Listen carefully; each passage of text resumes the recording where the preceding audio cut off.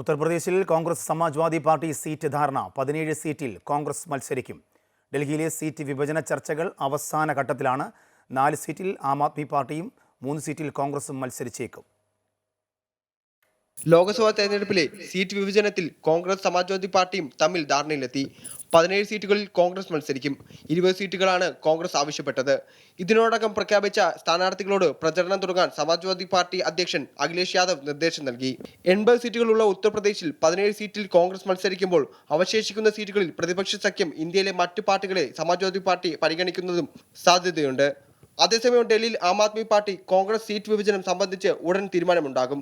3 സീറ്റുകളിൽ കോൺഗ്രസ് മത്സരിച്ചേക്കും. ഡൽഹി മുഖ്യമന്ത്രിയും AAP ദേശീയ കൺവീനറുമായ അരവിന്ദ് കെജ്രിവാൾ, കോൺഗ്രസ് അധ്യക്ഷൻ മല്ലികാർജ്ജുൻ ഖാർഗെ അടക്കമുള്ള കോൺഗ്രസ് നേതാക്കളുമായി സീറ്റ് വിഭജനം സംബന്ധിച്ച് ചർച്ചകൾ തുടരുകയാണ്. അമൃത ന്യൂസ്, ന്യൂഡൽഹി.